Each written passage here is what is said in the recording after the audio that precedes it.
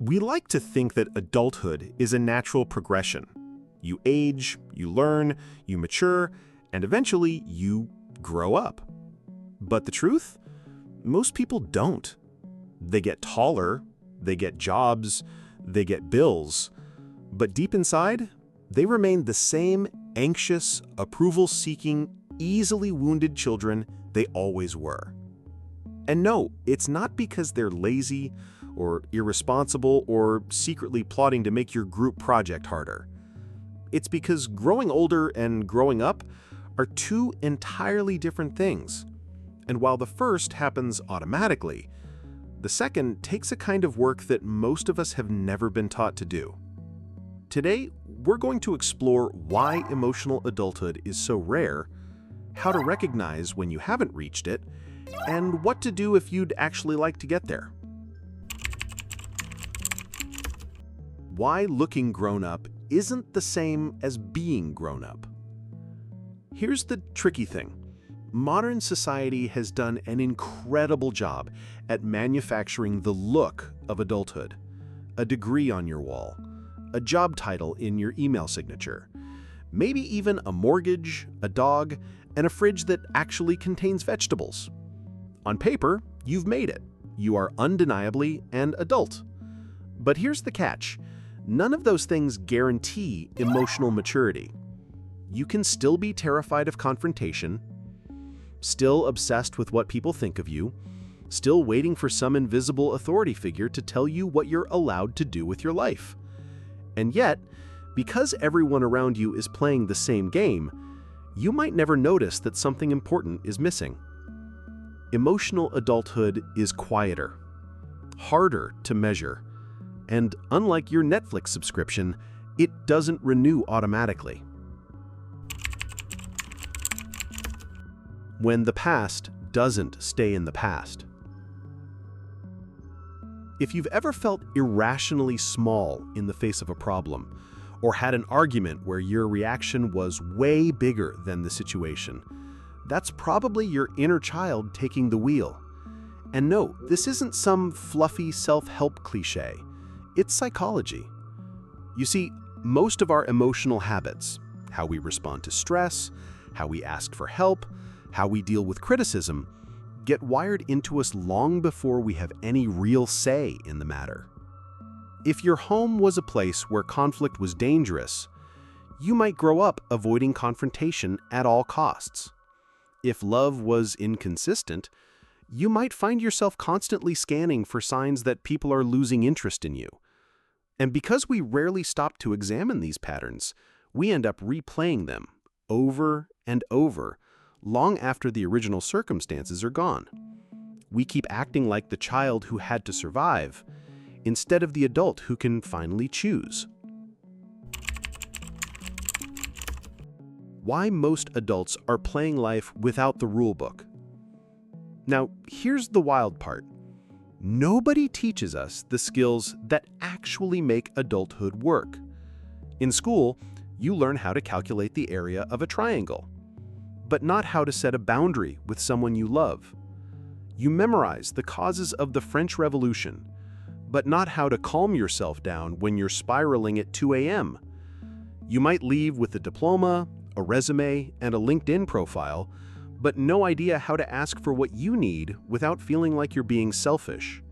And so, most of us go out into the world with a toolbox that's great for solving algebra problems, but completely useless when it comes to the things that actually determine our happiness. Emotional maturity isn't automatic. It's a skill set, one that takes conscious learning, unlearning, and practice. And if you never got the chance to learn it, there's no shame in that. But there is a cost. A painfully relatable checklist of emotional immaturity. So, how do you know if you're still running on childhood programming? Well, here's a quick and slightly uncomfortable checklist. Number 1, you avoid difficult conversations like they're wild animals that might bite you. Instead of saying, "Hey, that bothered me," you disappear for 3 days and hope the problem solves itself. Number 2, You secretly want someone to come along and tell you exactly what to do with your life. Because making your own big decisions, terrifying. Number 3, criticism feels like a personal attack, even when it's well meant. Your brain hears you made a mistake and translates it as you are a mistake. Number 4, you overreact to small setbacks. Coffee spill, instant meltdown. A slightly weird text, emotional apocalypse. Number 5, you still measure your worth by how much other people like you, and panic if you think they don't. If you checked even one of these, congratulations, you're in the club. A club with billions of members, but thankfully, no lifetime membership requirement. Your brain wants familiar, not better. Here's something nobody tells you. Emotional growth doesn't feel like a warm bubble bath. It feels awful. And that's not because you're doing it wrong. It's because your brain isn't wired for better. It's wired for familiar. If you've spent years avoiding conflict, then speaking up for yourself will feel like walking into enemy territory, even if you're completely safe. If you've always tied your worth to other people's approval, then saying no will feel like detonating a friendship. Growth is basically asking your nervous system to do something it's convinced might kill you. And so the moment you start changing, everything in you screams, "This is wrong. Go back to the old way."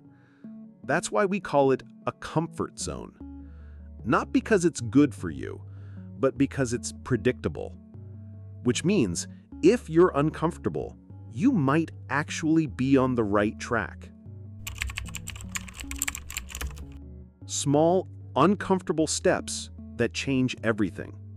Okay, so now you know why emotional adulthood is rare and why it's so hard to get there. The good news is, you can start right now. Not by overhauling your life overnight, but by taking small, consistent steps that your nervous system can actually handle. Step 1. Notice your triggers. That means paying attention to the moments when your reaction feels bigger than the situation. Instead of shaming yourself, get curious. What old story is this reaction coming from? Step 2. Practice discomfort on purpose. Say what you really think in a meeting. Ask for help when you'd normally suffer in silence. You don't have to jump straight into your deepest fear. Just pick something small and tolerable and do it regularly. Step 3. Learn emotional regulation. That might mean therapy, journaling, meditation, or literally just pausing to breathe before you react. Think of it like upgrading your inner operating system. Step 4. Build supportive relationships. Find people who value honesty, boundaries, and growth, not just comfort and convenience. You'll grow faster when you're around others doing the same work. These aren't instant fixes, but if you keep going, you'll notice something strange. The situations that used to terrify you start to feel manageable. You stop waiting for someone to give you permission, and little by little, you become the adult you thought you'd magically turn into years ago. You don't have to stay stuck. Here's the truth. Growing up, really growing up, isn't about losing your playfulness or pretending you have everything figured out. It's about finally becoming the steady, self-respecting, grounded version of yourself that the child you once were always needed. And that's not a destination. It's a practice. Some days you'll step forward. Some days you'll fall right back into old patterns. That's okay. Every time you choose honesty over avoidance, every time you choose self-respect over approval, every time you choose curiosity over shame, you're doing the work. And the more of us who do it, the more we create a world where emotional maturity is the norm, not the exception. So maybe start today. Not because you're broken, but because you're ready to grow. And if this hit home for you, send it to someone else who might need to hear it. After all, the first step to growing up is realizing you're not alone.